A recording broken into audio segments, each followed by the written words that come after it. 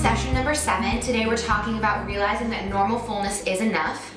Now that we've identified the food rules that are going on in your mind or that you've been adhering to, we're gonna talk about fullness. And you'll understand in a second why it's so important that they happen in this order. Like all of the sessions, they are building incrementally upon each other. So we want you to go back and just take a quick peek at the outline for sessions number 1 and 2. And those are gonna be really vital when you're starting to recognize that normal fullness is enough, and being able to honor that normal fullness is enough is so important to remember that number 1, you're never going on another diet again. You've broken up with diets. And that includes that talk of, I'm gonna be better tomorrow. That's diet talk, and because you broke up with diets, you don't need that talk anymore. So that's number 1, and number 2 is remembering that you have permission to eat anything. No longer is food bad or off limits. So whatever your body tells you that it needs, whatever is gonna make you feel good, whatever sounds good, you're allowed to have that food. So nothing is bad, nothing is off limits. You're gonna have to probably remind yourself of those things over and over until they become second nature. Yeah. And definitely food is just there to nourish you now. It's not there in place of pleasure like we talked about before. So we want to describe to you what normal fullness is. What we consider that to be is a place right past just feeling satisfied, for when those times that just feeling satisfied is not enough. So there might be a day where you're having a lot of fun, or a lot's going on, or you're doing things that feel empowering, and you're really excited and feeling fulfilled, and food is almost the last thing that you're thinking about. Just feeling satisfied on those days might be totally fine.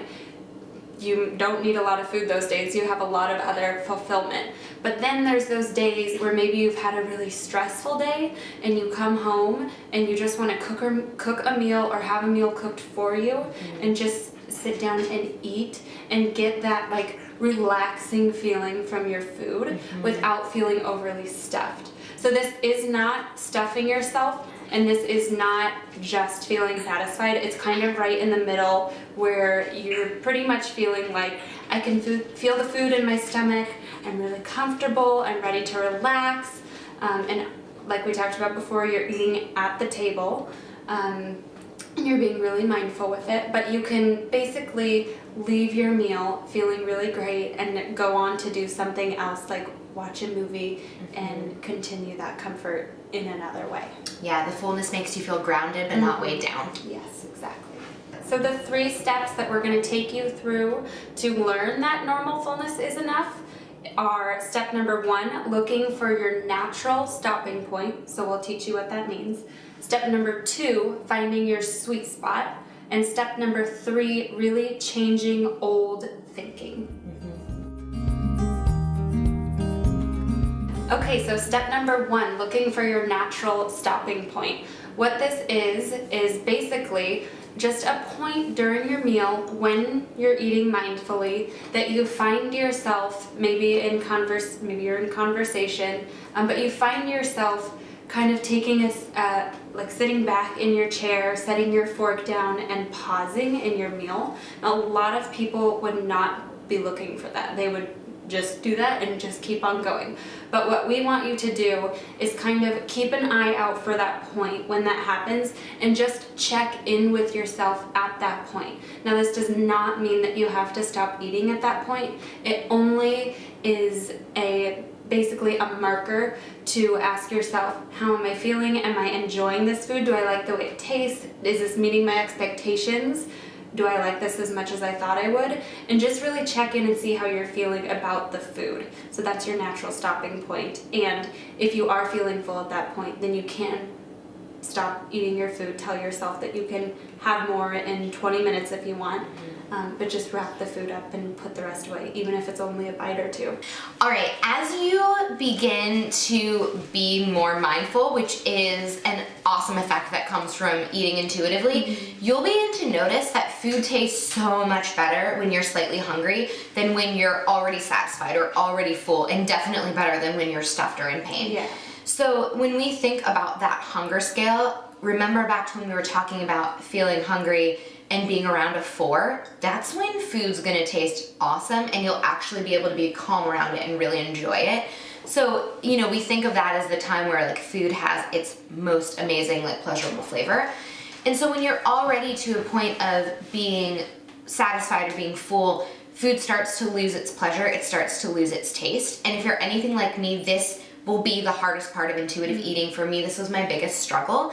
And it goes back to my calorie counting days. If I was only getting 1,200 calories a day or 1,500 calories a day or whatever like the number of the week was, I was gonna eat every single bite of those calories. And so I never wanted to share my food. I never wanted to leave a bite on my plate. I was like very protective of my food because I felt like I only got a certain portion. There's a lot of psychological aspects that play into the difficulty of stopping when you're full. And some of those might be your parents telling you, you know, to always clean your plate before you got up from the table, like the Clean Plate Club. Or maybe it comes from a place of never wanting to waste food. So, you know, identify why it is that it's a struggle for you to stop when you're full if you're having that struggle. And then remind yourself 2 things. The first thing is that, like I said, the pleasure is so much more amazing when you eat when you're slightly hungry. So if you can save the rest of that food for the next time that you're hungry and the next time that it sounds good, you're gonna enjoy it so much more. And then also, like Paige said, don't be afraid to wrap up the leftovers, even if it's a bite or 2. I mean, I've definitely had days where I've had a bowl of chili and, you know, I'll have about 2 bites left at the bottom, and the old me, like, definitely would have eaten those 2 bites because it's not gonna push you that much over the edge. But now that I'm eating intuitively, I recognize that there's a lot of pleasure in those 2 bites, and if I wrap them up and stick them in the fridge for later, I can enjoy them as part of a snack or on top of a sweet potato later as part of my meal. You know, whatever it is, like you can use those bites later, like you will eat them. So I keep like tiny little Tupperware containers for those moments where it's like a smaller bite. So remember that pleasure is best when you're around a 4 and a 4 on the hunger scale, and remember that you can always wrap it up and enjoy it later. You don't have to throw it out. So take that anxiety out of it. Yeah, and I think it is so important to do what Cindy is saying here and leave those 2 bites if you're full. I would say that that's your self-sabotage voice speaking to you. If you know you're full, you know you could be totally fine with stopping, but you feel like you need to finish 2 bites on your plate because 2 bites are not worth saving. Step number 2 is finding your sweet spot. So just like what we talked about with normal eating, we've now given it a name. So your sweet spot is that point where you feel a little bit past satisfied, you can feel the food in your belly, and it feels really good. And we want you to know also that your sweet spot is very unique to you. So if you're eating with a friend, her sweet spot might be entirely different than yours, so you don't want to judge your eating experience off of hers. Totally. Yeah, that can definitely lead to a lot of the self-sabotaging thoughts. In order to find your sweet spot, we really believe that you need to be present during your meal. So this is where mindful eating comes into play. So we want you to be sitting down at the table. We want your distractions to be away. So if you're working, don't bring your phone with you to the table. When you're eating, you should really be taking a break to enjoy your food and taste the flavors. Eating is so fun when you make it that way and you really make it an experience. Plus, you're gonna feel so much more rejuvenated when you go back to whatever you're doing. So again, your sweet spot is just that place where you feel like you're comfortably full. You could go and do anything else. You could go out walking, you could go back to your desk. You're feeling focused and you're just feeling really comfortable with how you just ate. Definitely. If it helps for you to think about it in terms of numbers, your sweet spot would be about a 7 on that 10-point hunger scale. So you think about a 10 as being like uncomfortably full, like you're so stuffed. That traditional like Thanksgiving Day unbutton your pants, like wish I had worn stretchy pants feeling. Totally. So that's a 10, and your sweet spot is around a 7. Like Paige mentioned before, there are going to be days where a 6 feels good. A 6 would be slightly satisfied. There are going to be days where you are fine being slightly satisfied, and then there's going to be days where you need a little bit more grounding energy from that food, and that's the sweet spot at number 7. So definitely think about it in terms of that number scale, and try to check in with yourself during the meal.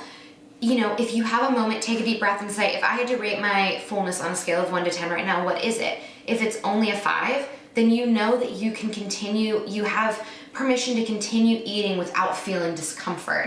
If you're already a 7, then you know that probably any bites from here on out are gonna be less pleasurable because you're already full and may make you feel discomfort. So just start to check in with yourself multiple times throughout the meal and say, okay, like, how am I feeling right now? Do I need more food? Do I want more food? Or am I gonna be okay right now stopping and packaging up the rest? When you honor your hunger and fullness, it really can help to prevent binge eating, because when we let ourselves get too hungry, then the instinct to overeat takes over everything else. Like, it's a very, very primal instinct. When your body feels like it's being deprived or it's in famine, its automatic instinct is to go find food.